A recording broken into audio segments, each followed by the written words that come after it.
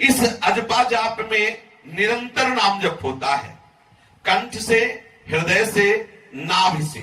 पहले जिह्वा से प्रारंभ होता है, धीरे धीरे हल्का सा उच्चारण करते हुए, नाम का ध्यान करते हुए, फिर वो उतरेगा, फिर कंठ से होने लगता है, फिर हृदय में नाम अंकित हो जाता है और बार बार नाम स्फुरित होता है, फिर नाभि से नाम अर्थात नस नाड़ियों में नाम का स्वरूप प्रकाशित हो जाता है। अगर हम 1 वर्ष जिह्वा से अभ्यास कर लें तो अपने आप कंठ से जप होने लगेगा, और यदि हम 2 वर्ष कंठ से अभ्यास कर लें तो तीसरे वर्ष में नाभि में पहुंच जाए। निरंतर खान पान करते समय भी ध्यान देते हुए, ये महापुरुषों के अनुभव की बात है। 1 वर्ष यदि हम सतत नाम जिह्वा से ले या मंत्र जपे, ओठ बंद करके जिह्वा हिलाते हुए, तो 1 वर्ष के अंतर्गत इतना अंतःकरण पवित्र हो जाएगा कि कंठ से अपने आप हो जाएगा।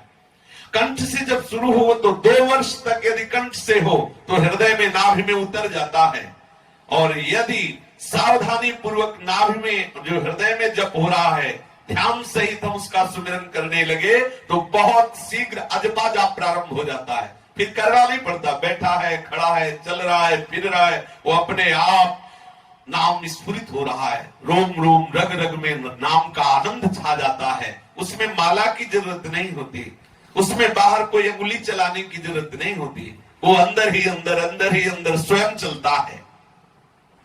अजपा जाप में भोजन कम होना चाहिए। अगर एक समय पाने से आपका काम चल जाए तो बहुत अच्छा है, अगर 2 समय पाए तो थोड़ा थोड़ा भोजन पाए। नींद 5 घंटे से अधिक नहीं होनी चाहिए, एकांतवास अधिक से अधिक होना चाहिए। अजपा जाप का अभ्यास करने वाले साधक को गद्दा, तकिया, ये सब जो बहुत सुखद आसन है, इनका प्रयोग नहीं करना चाहिए।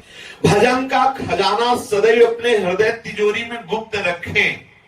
24 घंटे आपको केवल एक ही लक्ष्य होना चाहिए, अजपा जाप। अंदर हमारे मंत्र चल रहा है कि नहीं, नाम चल रहा है कि, आपको एक ही बात देखनी, जो भी सेवा बने उसे आराम से करते रहो, शीघ्रता पूर्वक नहीं, लेकिन आपको अंदर से देखना है आपका नाम चल रहा है, मंत्र चल रहा है कि नहीं। नहीं चल रहा तो तत्काल सावधान होकर उसे चलाओ। भोजन सात्विक होना चाहिए।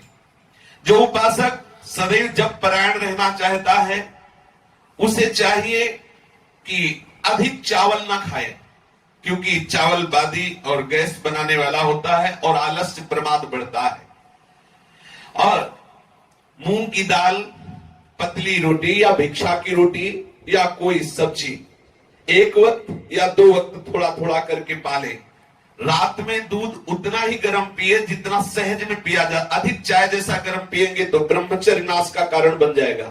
मीठा और नमक अगर छोड़ दो तो बहुत अच्छा है, नहीं तो बहुत कम से कम पाओ। अगर आपको अजपा जाप निरंतर भजन करना है, चावल, खट्टा दही, खटाई, बहुत मात्रा में तेल, लाल मिर्च, मसाला, मूंगफली, गोभी, प्याज, लहसुन बिल्कुल नहीं पाना चाहिए। ये इसलिए वर्णन कर रहे हैं कि अगर आप मूंगफली पाओगे तो इसका परिणाम देखा गया है, ये कब्ज बनाती है, बहुत गर्म होती है, उपासक को बर्दाश्त नहीं हो पाएगा, उसके ब्रह्मचर्य को बर्दाश्त नहीं होगा। गोभी भी गैस्ट्रिक होती है। ये जितने पदार्थ लिखे हैं भजन में हानि करने वाले हैं। मांस आदि तो सर्वथा त्याज्य है, और प्याज लहसुन के लिए महापुरुषों से और शास्त्रों में लिखा पाया गया है कि जो प्याज लहसुन पाता है उसे अंत में प्रेत की योनि प्राप्त होती है। इसीलिए हमारे यहाँ खान पान में बहुत सावधानी का बर्ताव किया गया है। प्याज लहसुन आदि किसी भी तरह से हमारे उदर में नहीं जाना चाहिए। यदि आप भजन करना चाहते हैं तो भोजन के संबंध पर पहले विचार कर लीजिए, क्योंकि भोजन के रस से ही शरीर, प्राण और मन का निर्माण होता है। जो अशुद्ध भोजन करते हैं उनका शरीर अशुद्ध हो जाता है, उनके प्राण क्षोभयुक्त हो जाते हैं, चित्त में सदैव ग्लानि बनी रहती है। जिसमें ग्लानि होती है चित्त में, जो शरीर बोझा सा लग रहा है, प्रमाद छाया हुआ है, वो कैसे मंत्राकार वृत्ति कर सकता है। आवश्यकता ठीक से समझते हुए आहार करें कि ये हमारे लिए आवश्यक है, ये अनावश्यक है, और भजन में लगे तो बहुत शीघ्र लाभ होता है। घर में यदि नाम जप किया जाए तो 10 गुना फल होता है। घर में जो आप नाम जप कर रहे हो वहां गाय बंधी है, तो आप समझो कि ऐसे जब करने से उस गाय के जगह में जब करने से 10 गुना लाभ होगा। और यदि आप जंगल में चले गए, पीपल के नीचे बैठ के जब कर रहे हैं, तो आप वहां से 100 गुना ज्यादा लाभ प्राप्त करेंगे। और यदि आप वहां से कहीं तीर्थ चले गए फिर जब कर रहे हैं, तो आपको 1000 गुना, एक माला के जपने पर 1000 माला का लाभ प्राप्त होगा। और यदि आप गंगा या यमुना के तट में 8 हाथ के अंतर्गत, महापुरुषों से सुना है, 8 धारा की दूरी 8 हाथ, 8 हाथ के अंतर्गत बैठकर जप करेंगे तो लाख गुना बढ़कर आपको जप का फल मिलेगा। और यदि आप कहीं पुरियों में, जो भगवत लीला की पुरी है, मथुरापुरी, अयोध्यापुरी, काशीपुरी, कांचीपुरी, द्वारिकापुरी, इनमें जब करेंगे तो आपको करोड़ गुना फल मिलेगा। और यदि धाम में जब करेंगे तो अरब गुना फल मिलेगा। और यदि गुरुदेव के चरणों के समीप बैठ करके जब करेंगे तो अनंत गुना फल मिलेगा। गुरुदेव के चरणों के समीप, देख लो, गुरुदेव के चरणों के समीप बैठ करके अनंत गुना सबसे श्रेष्ठ है। यदि आप धामवासी है तो गर्व करो कि हमें प्यारी जी ने स्वीकार कर लिया। कितना धाम का कितना, यहाँ एक माला बाहर जब हो तो अनंत गुना लाभ हो। और कहीं धाम में सदगुरुदेव के चरणों में बैठ के जब करने को मिला तो फिर वहां वर्णन नहीं कि उसको भगवत प्राप्ति की कोई चिंता। जिसके सदगुरुदेव समर्थ विराजमान है, दिए हुए महाप्रेमामृत स्वरूप मंत्र का जाप, गुरुदेव के चरणों के आश्रित होकर त्रिभुवन उसके अधीन है, त्रिभुवन उसके अधीन है।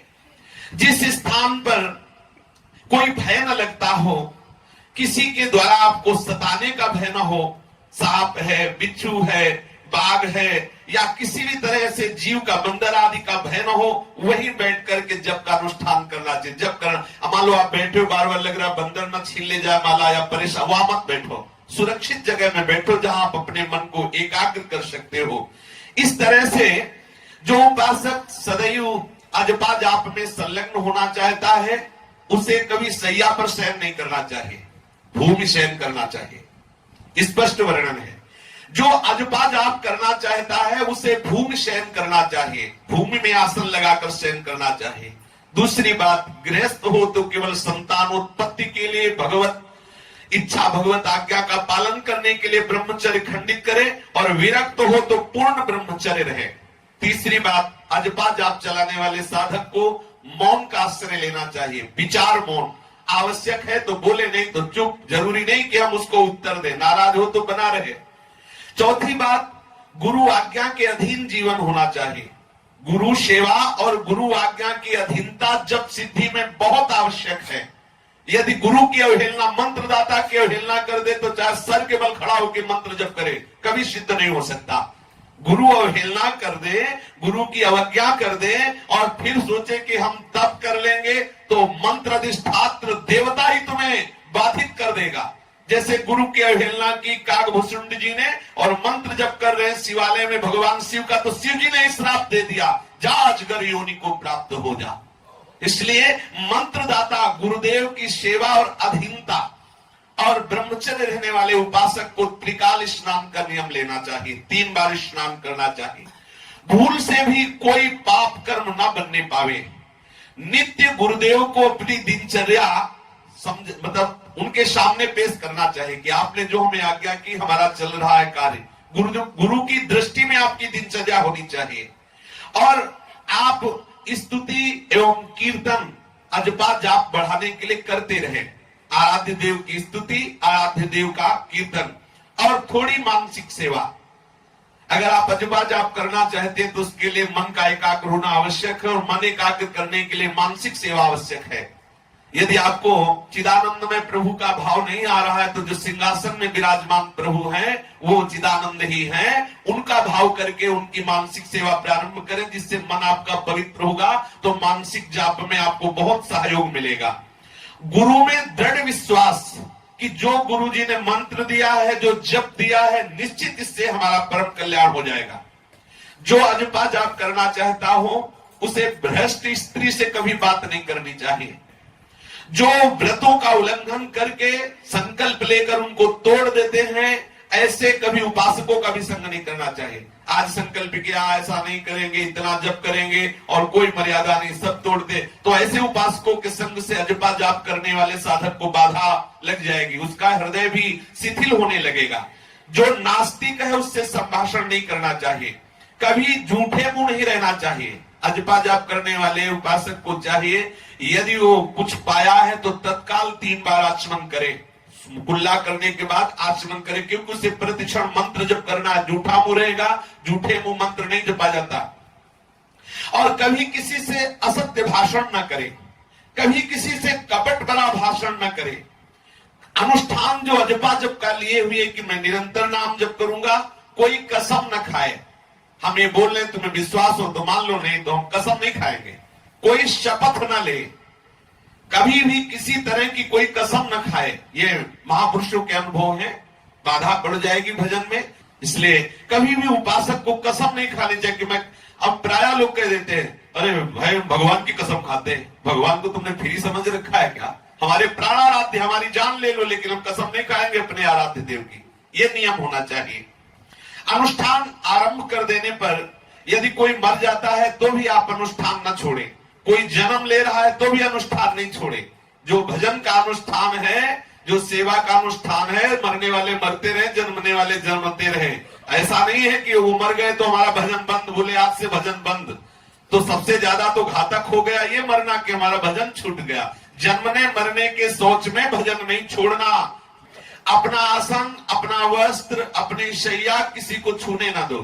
वैसे चाहिए एकांतिक वास होना चाहिए। तो भाई जी श्री हनुमान प्रसाद पोद्दार जी ने भी कहा यदि उपासक का अकेला कमरा हो, उस कमरे में कोई प्रवेश न करे, उसकी शैया पे कोई न बैठे, उसके आसन पे कोई न बैठे, तो उसको बहुत जल्दी जो उसके भजन के परमाणु हैं अनुभव में आने लगेंगे और उसका भजन बढ़ने लगेगा। अपने पात्रों में पाए, अपनी शैया में शयन करे, अपने हाथ से अपने वस्त्र धोए, अपने कमरे का जो मार्जन आदि है वो अपने हाथ से करे, फिर ताला लगाए। बाहर जाए तो ताला लगा के जाए, कोई उसके कमरे में प्रवेश ना करे। एक भगवत कृपा से आपको ऐसा वास मिला हो तो आप थोड़ी सावधानी रखिए। आप किसी के कमरे में मत जाइए, किसी को अपने कमरे में मत बुलाइए। साधना परायण रहो। जितनी साधना करोगे तो आपके परमाणु आपको सहयोग करेंगे।